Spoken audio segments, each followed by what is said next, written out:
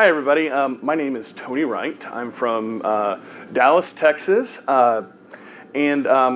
Just a little bit before we get started, I'll give you a little bit of background on me and why I should be talking about this type of stuff. Don't want to get feedback here. I have been in digital marketing for about 21 years. But I come from a public relations and journalism background. I was the director of digital for Weber Shandwick, which is one of the largest PR firms in the world, for 8 years before I started my own firm. One of my clients at that time was American Airlines. American Airlines was a very challenging client, especially on the events of 9/11, where I ran all of the digital strategy for the company and ran their websites. Actually even wrote the letters that Ghost wrote some of the letters from the executives, and learned a lot about reputation management and how to work in a crisis. And I've since then done a ton of crisis work. I always say I've done 3 airline crashes, 2 cruise sinkings, and countless CEO infidelities. So, but today we're going to talk something a little bit different. I'm not an affiliate marketer, but I have worked and run affiliate programs in the past. But everything we're doing today is going to talk about, should your brand take a stand? And for an affiliate, this means if the brand that I'm working for, are they going to take a stand on a social issue? Should they do that? Should I help them? Should I push them to do that?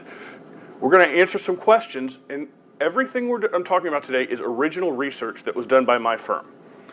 Do social issues affect most companies' bottom line? We're going to talk about some scenarios in which, if you take a stand on a social issue, does it affect your bottom line? Should your company take a stand on a controversial issue?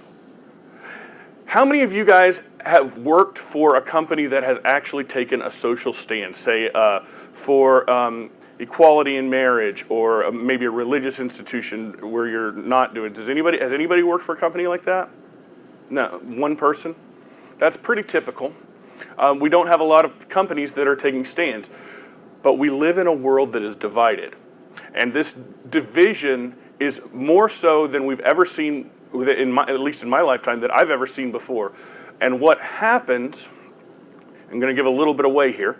What happens is your devotees will love you for taking a stand. Those against you or against the stand will be nasty. So you have to decide as a company, is it worth it for me to take a stand? How will the stand affect your bottom line? How many resources? And this is something that we really need to talk about. How many resources does it take? If you take a stand, can you handle all of the people coming after you, the people that are going to be negative about your stand? And what stand should you take? If you are a company, you're not an individual. You have individuals within a company that may not necessarily like the stand that your company takes. But should you take a stand? Let's talk about it. A few examples. Chickfila. As you all know, and actually I was just looking in my Facebook timeline, it was about exactly 2 years ago this is happening. Chick-fil-A's CEO said that he was against marriage equality. Well, social media became extremely critical of the company. If you looked at all of the tweets and things that were out there, there were a lot of people that stood by the CEO, but they were being lambasted. People were boycotting the restaurant, but Chick-fil-A knew their audience, because the week after that, they had their best full week of sales ever. So for them, taking a stand helped their bottom line. Susan G. Komen, Race for the Cure. This one didn't go quite as well. If you'll remember, the Susan G. Komen Race for the Cure came out against Planned Parenthood. Susan G. Komen actually is based in Dallas, Texas, which has a very strong conservative base. But what the executives at the Susan G. Komen race didn't understand was that their audience had a lot of people that were very, very much pro-choice and very for Planned Parenthood. Donations dropped by 40% the next year for Susan G. Komen, and the Avon Walk has been the event now that has taken over. Susan G. Komen is still very large and is still a very viable organization and charity, but that stand caused a lot of problems, including causing the chairman of the organization to resign. Hobby Lobby. Hobby Lobby, if you know anything about Hobby Lobby, you know that they are owned by a very conservative, evangelical family. When Obamacare came in, it was required that they pay for certain pills that they considered to be abortion. Hobby Lobby did. So they took a stand against it. They said, we'll actually close down all our stores if you're going to make us do that. The stores were flooded with support from their fan base. They knew their audience. Their audience was a very strong, conservative, mostly women who used Hobby Lobby for getting all of their supplies to do their crafts. And their audience stood by them, and it really helped their bottom line. JCPenney. JCPenney took a stand for gay marriage, for equality in marriage. And it actually helped them. Their stock rose when they did this. Now, they are having some other problems at the time. They've since turned it around. But they are an example of a company that understood that their audience would actually would actually embrace the openness of open marriage. And Starbucks, actually, their CEO at a stockholders convention told a troller who was in the audience, if you are not for marriage equality, then I don't want you coming into our stores. They knew their audience. Their audience ate it up. They saw a huge, it was about a 3% increase in their stock price after that happened. This is all from our research here. So let's talk about, we did this study because I was fascinated by these companies that are taking a stand. Never in my lifetime have I seen companies that will actually take a stand on social issues, but we're seeing it happen more and more. And from you guys as if you're an affiliate marketer, when a company takes a stand, that gives you a very, very strong place to come from with your content and your targeting.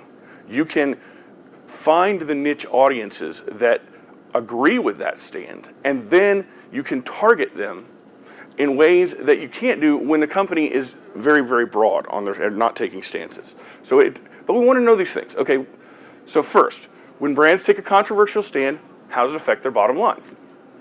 Do consumers say that a brand's social or political stance affects their propensity to buy the brand's product or service? In other words, if a company takes a stand, are you more or less likely to buy their product?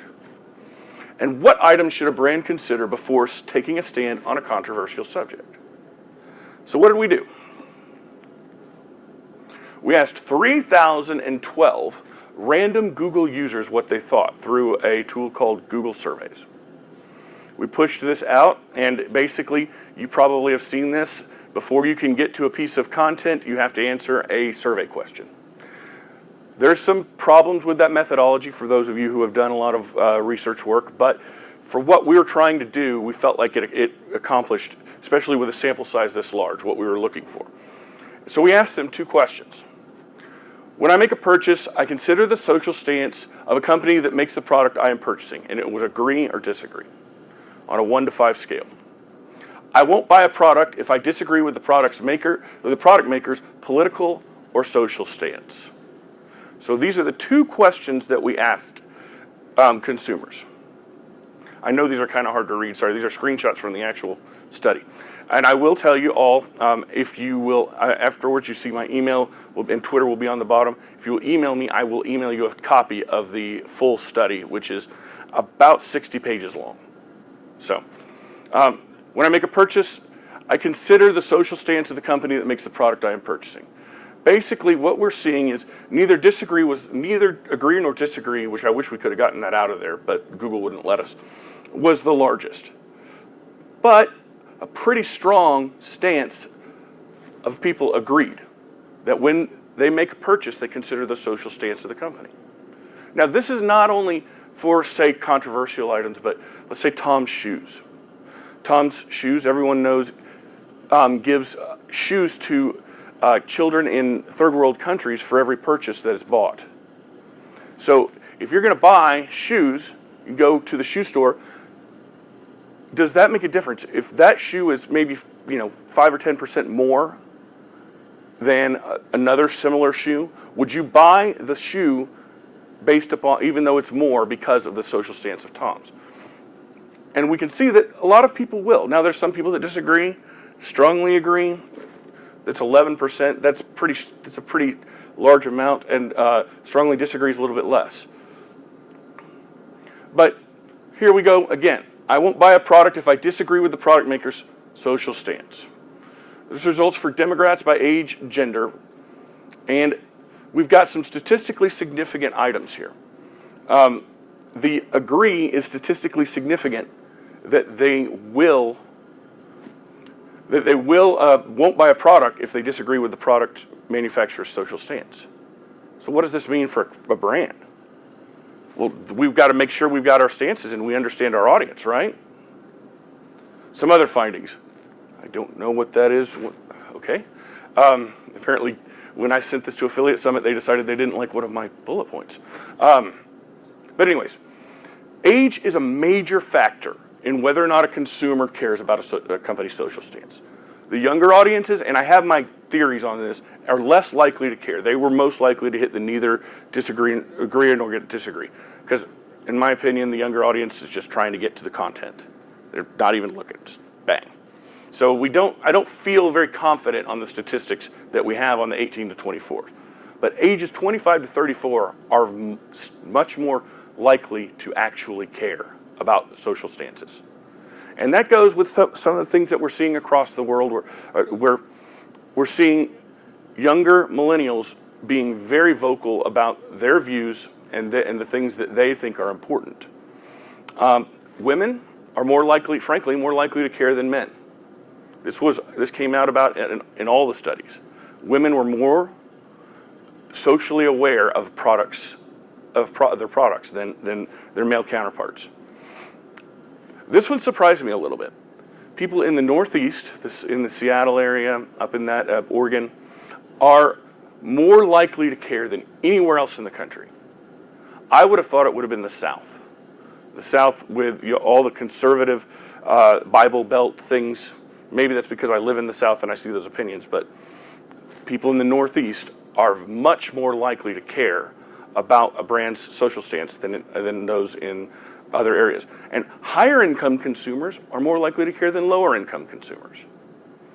And let's go back to the Toms situation. A lower income consumer is more worried about their money, and they're more worried about a deal than they are worried about whether or not a company is taking a social stance. At least that is what I have extrapolated from the survey. So we'll skip this point because I don't remember what it was, and they took it out, but I'm sure it wasn't. I'll send you guys, if you want the entire study, it has a lot more information than what we have here. So what does this mean? If you know your audience, you can take a stand. Now that is very difficult for most companies. How do you know your audience? What is your audience's temperament around a specific social issue? Or if I do something for a charity, what charity should I pick? We do a lot of work for our clients, helping them work with specific charities. And understanding which charity to pick is a big one. Do you pick the ASPCA? Is your company extremely, or are your clients extremely passionate about animals? Perhaps it's veterans, feeding the poor. There are tons of charities out there, even scholarships. We found that a company can create a scholarship for $10,000. And that scholarship can be available to anyone. And frankly, for MSEO purposes, we've gotten some incredible links based upon that. But you, as an affiliate marketer, if you see that there's a scholarship, well, you could start something for scholarships and get that out there to get your affiliate link coming in when people are buying things. There's a ton of ways that you can reach an audience if you have that narrow niche. So if you don't know your audience, taking a stand can be detrimental in both the short and long term. If you take a stance and you've got you've got audiences, an audience that really does not agree with you, you will be lambasted, especially if it goes national and goes viral. Oh my gosh, did you see that Home Depot took a stance against, the one that always comes up is marriage equality or abortion or whatever it is. Did you see that? Well, you'll have thousands of people flooding you with letters and hate letters and all sorts of things. You've got to have the resources to handle that. Even if you know your audience and your audience is going to be the ones that are going to support your stance, you're still going to have the negative. Now, usually it doesn't last very long. The public has a very, very short attention span, but you do not want to do this and then not be able to handle the backlash. It can also, long term, people do remember. There's still people that remember the Chick-fil-A stuff. You know, there's still a large group of people that were very upset when Chick-fil-A came into New York City. It was all over the place, but they didn't prevail. But there will be people that will never eat at Chick-fil-A again, and will not like people that do, who are associated with people who eat at Chick-fil-A. So what should you do? So how do you understand your audience? One of the biggest things you can do is poll them. Ask them questions. Get sample sizes. It's very easy to get the data today about what your audience does. Big data appending. Oracle has a product that I love where I can take the email addresses that are from a list of people that I have done it for wine clubs. I've done it for furniture manufacturers. Where they have an email list.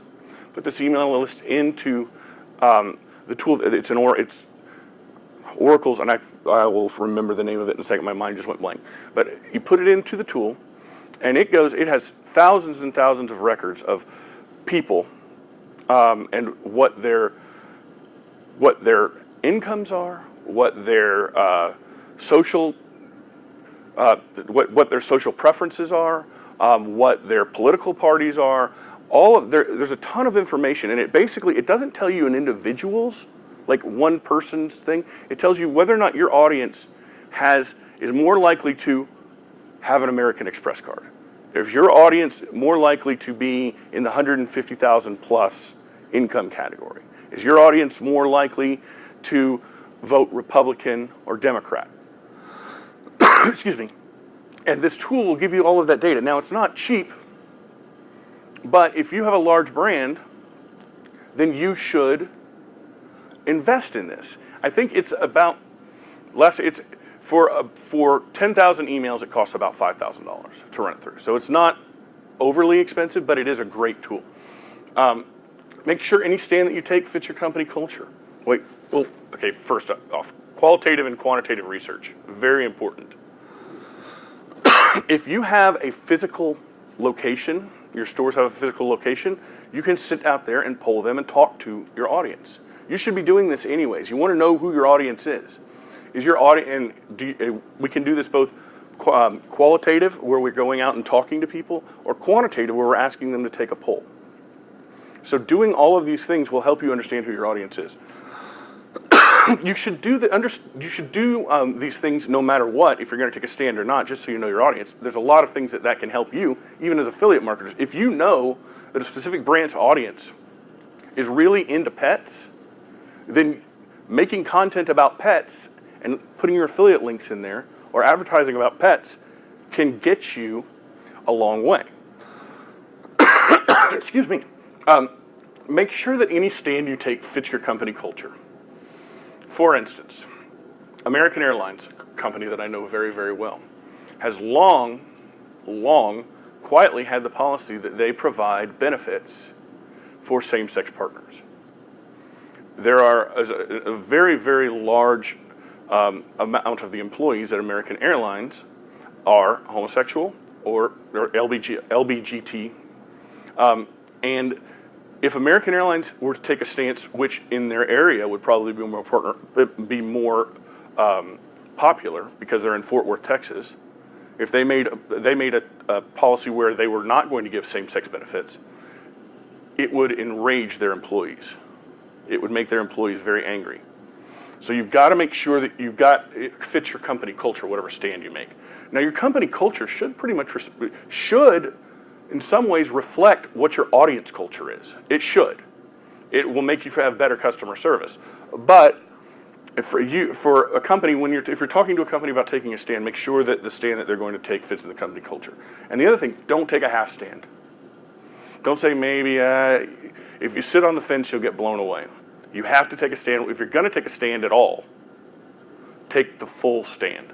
Because if you don't, then you'll have both sides lambasting you. And you don't want to be stuck in the middle, wavering in the wind. So with that, we have about 10 minutes for questioning. So if you have any questions, please let me know, and I'm happy to answer them, whether about the study, about taking a stand or about how it affects you guys. So any questions at all? Oh.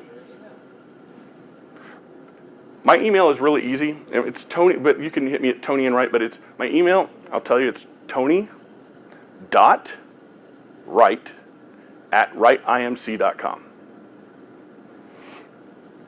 So you can contact me if you want a copy of the study. We have it on our website as well. There's a place where you can download it. It's got a lot of information in there, and even some scenarios of how companies have fared, even more than what I've talked about today. I didn't know if we'd have enough time to get into some of the more lesser known companies that we looked at that took a stand. Yes, sir. Yeah, just a clarification. You said that people in the Northeast are more socially aware, but I think you said Northern. Well, sorry. Is it the Pacific Northwest or is it Northeast? It's the Northwest, I'm sorry. Okay, Northwest. Yes. So it's Pacific Northwest. Because it's Seattle, that area. That's where people are very aware, socially aware in those areas. And I'm assuming that has to do with some of the mountain culture and the nature, the naturalists and things like that. They're very cognizant. Do we have any other questions? Well, if we have no other questions, I will give you a gift that is the most valuable gift of all, and that is the gift of time. So, thank you guys for coming. I really appreciate it.